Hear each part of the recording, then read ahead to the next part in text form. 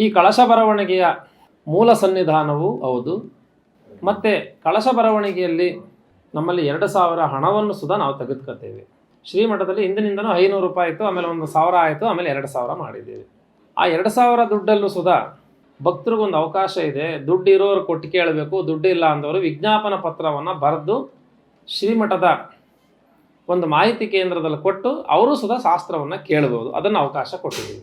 ಅದನ್ನು ಹೊರತು ಕ್ಷೇತ್ರದಲ್ಲಿ ಯಾವುದೇ ಥರ ಆಡಂಬರವಾಗಿ ಯಾವುದೇ ಥರ ಭಕ್ತರಿಗೆ ತೊಂದರೆ ಥರ ಆಗುವಂಥ ರೀತಿಯಲ್ಲೂ ಸುಧಾ ಕ್ಷೇತ್ರದಲ್ಲಿ ವ್ಯಾಪಾರದ ಜಾಗವಾಗಿ ವಿದ್ಯಾಚೌಡೇಶ್ವರಿ ಮಹಾ ಸನ್ನಿಧಾನ ಇಲ್ಲ. ಈ ವಿದ್ಯಾಚೌಡೇಶ್ವರಿ ಏನು ಸನ್ನಿಧಾನ ಈಗ ಶೃಂಗೇರಿ ಶಾರದಾ ಪೀಠವಾಗಿದೆ. ಈ ಪೀಠವನ್ನು ನಾವು ಶೃಂಗೇರಿ ಮಹಾತ್ಮರಿಗೆ, ಮಹಾಸನ್ನಿಧಾನಗಳವರಿಗೆ, ಶ್ರೀ ಸನ್ನಿಧಾನಗಳವರ ಪಾದಕ್ಕೆ ನಾವು ಸಮರ್ಪಣೆ ಮಾಡಿದ್ದೀವಿ. ಅದನ್ನು ಸ್ವೀಕಾರ ಮಾಡಿದ್ದಾರೆ. ಮತ್ತೊಂದು ವಿಚಾರ ಭಕ್ತರಿಗೆ ತಿಳಿಸೋದು, ವಿದ್ಯಾಚೌಡೇಶ್ವರಿ ಕ್ಷೇತ್ರದಲ್ಲಿ ಮಹಿಮೆಯನ್ನು ನಾವು ಹೇಳೋದು ಎಷ್ಟು ಹೇಳಿದ್ರೂ ಅದು ಪಾರ ಇಲ್ಲ. ಅವಾಗಲೇ ಹೇಳಿದ್ದೀನಿ ನಾನು, ಅದನ್ನು ಒಂದು ಸಲ ಬರಬೇಕು, ಜನ ಅವಳ ದರ್ಶನ ಮಾಡಬೇಕು, ಆಮೇಲೆ ಅದರ ಮಹಿಮೆಯನ್ನು ಅವರೇ ತಿಳ್ಕೋಬೇಕು. ಅದು ಇಲ್ಲಿ ವಿಶೇಷವಾದಂಥ ವಿಚಾರ. ತದನಂತರ ಈ ಭಾರತ ರಾಷ್ಟ್ರದಲ್ಲಿ ಸನಾತನದ ಧರ್ಮ ಉಳಿಲಿಕ್ಕೆ, ಸನಾತನ ಧರ್ಮಕ್ಕೆ ಬುನಾದಿಯನ್ನು ಹಾಕಲಿಕ್ಕೆ ಮೂಲ ಕಾರಣ ಗೋಮಾತೆ. ಈ 20 ವರ್ಷಗಳ ಹಿಂದೆ ಒಬ್ಬ ಹಳ್ಳಿಯಲ್ಲಿ ಒಬ್ಬ ರೈತ ಜೀವನ ಮಾಡಬೇಕು ಅಂತ ಇದ್ದರೆ ಅದು ಯಾವುದೋ ಕಾರ್ಖಾನೆಗಳು, ಯಾವ ಫ್ಯಾಕ್ಟ್ರಿ ಇರಲಿಲ್ಲ. ಅಲ್ಲಿ ಇದ್ದಿದ್ದು ಒಂದೇ ಒಂದು ಎತ್ತಿನ ಗಾಡಿ, ಒಂದು ಜೊತೆ ಎತ್ತು. ಆ ಎತ್ತಿನ ಗಾಡಿಯಲ್ಲಿ ಆತನ ದಿನನಿತ್ಯದ ಜೀವನ ನಡೀತಾ ಇತ್ತು. ಮತ್ತು ಆ ಎತ್ತಿನಿಂದನೇ ಭೂಮಿಯಲ್ಲಿ ಉಳ್ತಾ ಇದ್ದ, ಅದರ ಬೇಸಾಯ ಮಾಡ್ತಾ ಇದ್ದ, ಒಂದು ಕೃಷಿ ಮಾಡ್ತಾ ಇದ್ದ, ಅದರಿಂದ ಬೆಳೀತಾ ಇದ್ದ, ಅದರಿಂದ ಜೀವನ ಮಾಡ್ತಾ ಇದ್ದ. ಅಂಥ ಗೋಮಾತೆಯನ್ನು ಈ ರಾಷ್ಟ್ರದ ತಾಯಿಯಾಗಿ ನಾವು ಸುಧಾ ಇವತ್ತು ನಮಗೆ ಭೂಮಿ, ಈ ಭರತ ಭೂಮಿಯನ್ನೇ ನಾವು ಮೊದಲನೇ ತಾಯಿಯಾಗಿ ಸ್ವೀಕಾರ ಮಾಡಬೇಕು. ಈ ಭೂಮಿ ಮೇಲೆ ನಾವು ಜನಿಸಿದ ಮೇಲೆ ನಮಗೆ ದರ್ಶನವನ್ನು, ಈ ದೇಶವನ್ನು, ಈ ಭಾರತವನ್ನು, ಈ ಭವ್ಯವಾದಂಥ ಸುಂದರವಾದಂಥ ಜಗತ್ತನ್ನು ತೋರಿದಂಥ 9 ತಿಂಗಳು ಗರ್ಭವತಿಯಾಗಿ ನಮ್ಮನ್ನು ಎತ್ತಿರ್ತಾಳೆ ಎರಡನೇ ತಾಯಿ. ಆದರೆ ಎರೋಳನ್ನು ಸಾಕುವಂಥ ಶಕ್ತಿ ಏನಾದರೂ ಈ ಭೂಮಿ ಮೇಲಿದ್ದರೆ ಅದು ಗೋಮಾತೆಗೆ ಮಾತ್ರ. ಈ ಭೂಮಿಗೆ ಗಂಜಲ ಹಾಕಿ ಸಗಣಿ ಹಾಕಲಿಲ್ಲ ಅಂದರೆ ಇವಳು ಬಂಜೆ ಆಗ್ತಾಳೆ. ನಮ್ಮನ್ನು ಎತ್ತಂಥ ತಾಯಿ ಹಾಲು, ಮೊಸರು, ತುಪ್ಪ ಇದನ್ನು ತಿನ್ನಲಿಲ್ಲ ಅಂದರೆ ಅವಳು ಶಕ್ತಿಯಿಂದ ಬದುಕ್ತಲೇ ಹೋಗ್ತಾಳೆ.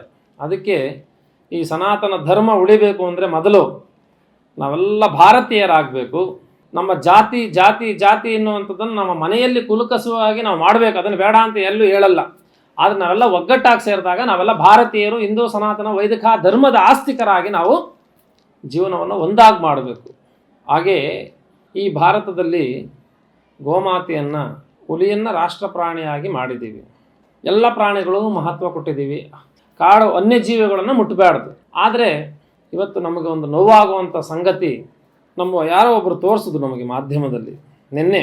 ಒಂದು ಗೋಮಾತೆಯನ್ನು ಕಟ್ಟಾಕಿ ಸುತ್ತಕಿಲಿ ಒಡೆದು ಅದು ಜೊಲ್ಸರಿಸಿ ನಾಲ್ಗೆಯ ಕೆಳಿಗೆ ಹಾಕಿದ ತಕ್ಷಣ ಇನ್ನೊಂದು ವಿಡಿಯೋ ಮಾಡಿಕೊಂಡು ಹಣೆ ಮೇಲೆ ಇನ್ನೊಂದೇಟು ಹೊಡೆದಾಗ ನಾವು ಏನಪ್ಪ ಬದುಕಿದ್ದು ನಾವು ಸುತ್ತಾಗೆ ಅನ್ನೋವಂಥ ಒಂದು ನೋವು ನಮಗೆ ಭಾಳ ಆಯಿತು. ಯಾಕೆ ಅಂದರೆ ನಮಗೆ ಹಾಲು ಕೊಟ್ಟೊಳಗೆ ಯಾರಾದರೂ ಒಂದು ಮಾತಾಡಿದ್ರೆ ನಾವು ಬಿಡಲ್ಲ. ಆದರೆ ನಮಗೆ ಜೀವವನ್ನೇ ಕೊಟ್ಟಂಥ ತಾಯಿಯನ್ನು ಇವತ್ತು ಹೀನಾಮಾನವಾಗಿ ಕೊಲ್ತಾ ಇರುವಂಥ ಈ ಭ್ರಷ್ಟರಿಗೆ ಕಾನೂನಲ್ಲಿ ಶಿಕ್ಷೆ ಇಲ್ವಾ?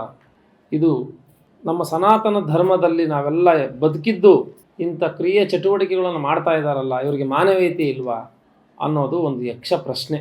ಅದಕ್ಕೆ ನಾವು ಹೇಳೋದು, ಗೋಮಾತೆ ನಮಗೆ ಬೇರೆ ಅಲ್ಲ, ನಮ್ಮ ತಾಯಿ ನಮಗೆ ಬೇರೆ ಅಲ್ಲ. ಹಾಗೆ ನಾವೆಲ್ಲ ಬದುಕಬೇಕು, ಸನಾತನ ಧರ್ಮದ ಆಸ್ತಿಕರಾಗಬೇಕು. ಭಗವಂತ ಜೀವಿರಾಶಿಯನ್ನು ಈ ಭೂಮಿ ಮೇಲೆ ಕೊಟ್ಟಿದ್ದಾನಂದರೆ ಎಲ್ಲವಕ್ಕೂ ಅದಕ್ಕೆ ಆದಂಥ ಸ್ವತಂತ್ರ ಇರುತ್ತೆ. ಆದರೆ ಈ ಗೋಮಾತೆಗೆ ಆಗ್ತಾ ಇರುವಂಥ ಆ ಗೋಮಾತೆಯ ಕೆಚ್ಚಲನ್ನು ಕೊಯ್ದಿದ್ದ ಬೆಂಗಳೂರಿನಲ್ಲಿ, ನಗರದಲ್ಲಿ. ಅದಕ್ಕೂ ಇವತ್ತು ಯಾವುದು ತೀರ್ಪನ್ನು ಯಾರಿಂದನೂ ಬರಲಿಲ್ಲ. ಒಂದಷ್ಟು ದಿನ ನೋಡಿದ್ರೆ ಬೇರೆ ಕಡೆ ವಿಷ ಹಾಕಿ ಸಾಯಿಸ್ತಾ ಇದ್ದಾರೆ ಗೋಮಾತೆಗಳನ್ನು. ಇದೆಲ್ಲ ನೋಡಿದ್ರೆ ಇವತ್ತು ನಾವೆಲ್ಲ ಹಿಂದೂಗಳ ಅನ್ನೋದೇ ಒಂದು ಯಕ್ಷ ಪ್ರಶ್ನೆ ನಂದು. ಮೊದಲು ನಾವು ಜಾತಿಯನ್ನು ಬಿಡಬೇಕು, ಧರ್ಮವನ್ನು ಹಿಡಿಬೇಕು. ಸ್ವಾಮಿ ವಿವೇಕಾನಂದರು ಹೇಳ್ತಾರೆ ಒಂದು ಕಡೆ, ಯಾರು ಜಾತಿ ಜಾತಿ ಅಂತನೋ ಅವನು ಈ ಆಸ್ತಿಕನಾಗಲಿಕ್ಕೆ ಸಾಧ್ಯ ಇಲ್ಲ, ಧರ್ಮ ಧರ್ಮ ಅಂತ ಹೋರಾಡ್ತಾನೋ ಅವನು ಆಸ್ತಿಕನಾಗಲಿಕ್ಕೆ ಸಾಧ್ಯ ಅಂತ. ಹಾಗಾಗಿ ನಾನೆಲ್ಲರಲ್ಲೂ ಪ್ರಾರ್ಥನೆ ಮಾಡೋದು, ಮನವಿ ಮಾಡೋದು, ನಮ್ಮ ದೇಶವನ್ನು ಉಳಿಸ್ತಂಥ ಗೋಮಾತೆಯನ್ನು ನಾವೆಲ್ಲ ಉಳಿಸ್ಬೇಕು ಮತ್ತು ನಾವೆಲ್ಲ ಬೆಳೆಸಬೇಕು. ಮನೆಗೆ 3-4 ಈ ಶ್ವಾನಗಳನ್ನು ಸಾಕ್ತಾರೆ. ಸಾಕಿ, ಅದು ನಿಮಗೆ ಪ್ರಿಯ, ಅದು ಭಾಳ ಸಾಕೋದು ಭಾಳ ಒಳ್ಳೆಯದು. ನಾವು ಅದನ್ನು ಸಾಕಿದ್ದೀವಿ. ಆದರೆ ಅದೇ ರೀತಿ ಮನೆಗೆ ಒಂದೊಂದು ಗೋಮಾತೆಯನ್ನಾದರೂ ನಾವು ಸಾಕಬೇಕು, ನಮ್ಮಲ್ಲಿ ಅಧ್ಯಯನ ಆಗಬೇಕು. 100 ಎಕರೆ ತೋಟ ಇದೆ, ಏನಪ್ಪ ಮಾಡ್ತಿ ಸ್ವಾಮಿ? ಏನು ಮಾಡ್ತಾ ಇಲ್ಲ. ಹಸುಗಳು ಎಷ್ಟಿದೆ? ಒಂದು ಇಲ್ಲ. ಹೀಗೆ ಇವತ್ತಿನ ಪರಿಸ್ಥಿತಿ. ಹಾಗಾಗಿ ಅಮ್ಮನವ್ರ ಕ್ಷೇತ್ರದ ಬಗ್ಗೆ ನಾವು ಜಾಸ್ತಿ ಮಾತಾಡ್ಲಿಕ್ಕೆ ಹೋಗಲ್ಲ. ಅಮ್ಮನವ್ರ ಕ್ಷೇತ್ರದ ಮಹಿಮೆ ಬೇಕು ಅಂದರೆ ನೀವೇ ಬನ್ನಿ, ದರ್ಶನ ಮಾಡಿ, ಅಲ್ಲಿ ಮಹಿಮೆನ ಒಂದ್ಸಲಿ ತಾವು ನೋಡಿ, ಆಮೇಲೆ ಇದ್ರ ಬಗ್ಗೆ ನೀವು ಬರೋದಾ ಬೇಡವಾ ಅಂತ ಒಂದು ಸಲ ಚಿಂತನೆ ಮಾಡ್ಕೊಳ್ಳಿ. ಈ ಕ್ಷೇತ್ರದಲ್ಲಿ ನಿತ್ಯವೂ ಸೇವೆ.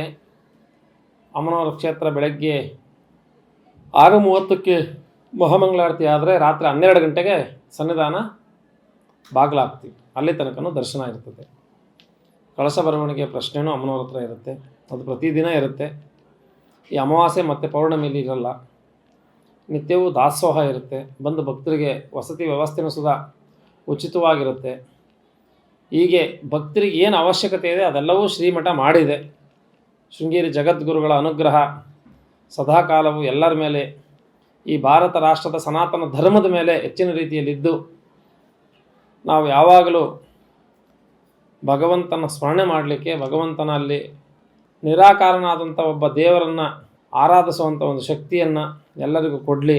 ತಾಯಿ ವಿದ್ಯಾಚೌಡೇಶ್ವರಿ ಅಮ್ಮನವರ ಅನುಗ್ರಹ ಸದಾಕಾಲ ಒಬ್ಬ ಪಾಪಿಗೂ ಅಮ್ಮನವರು ಅನುಗ್ರಹ ಮಾಡಲಿ, ಒಬ್ಬ ಕಟಕನಿಗೂ ಅಮ್ಮನವರು ಅನುಗ್ರಹ ಮಾಡಿ ಆತನನ್ನು ಆಲದ ಮರವಾಗಿ ಬದುಕುವಂಥ ಒಂದು ಜೀವನವನ್ನು ಕೊಡಲಿ ಅಂತ ನಾವು ಪ್ರಾರ್ಥನೆ ಮಾಡಿ, ವಿದ್ಯಾಚೌಡೇಶ್ವರಿ ಅಮ್ಮನವರ ಎಲ್ಲ ಅಂತರಾಳ ಭಕ್ತರಿಗೆ, ಸನಾತನ ಧರ್ಮದ ಆಸ್ತಿಕರಿಗೆ, ಜಗದ್ಗುರು ಶ್ರೀ ಶ್ರೀ ಭಾರತೀ ತೀರ್ಥ ಮಹಾಸನ್ನಿಧಾನಗಳವರ ಪೂರ್ಣ ಅನುಗ್ರಹ, ತತ್ಕರ ಕಮಲ ಸಂಜಾತರು ಜಗದ್ಗುರುಗಳು ಆದ ಶ್ರೀ ಶ್ರೀ ವಿಧಿಶೇಖರ ಭಾರತಿ ಮಹಾಸ್ವಾಮಿಗಳವರ ಸಂಪೂರ್ಣ ಅನುಗ್ರಹ ಈ ರಾಷ್ಟ್ರದ ಮೇಲೆ, ಈ ಸನಾತನ ಧರ್ಮದ ಮೇಲೆ ಸದಾಕಾಲವಿರಲಿ ಅಂತ ನಾವು ಪ್ರಾರ್ಥನೆ ಮಾಡಿ ಈ ಮಾತನ್ನು ನಾವು ಇಲ್ಲಿಗೆ ಉಪಸಂಹಾರ ಮಾಡ್ತಾ ಇದ್ದೇವೆ.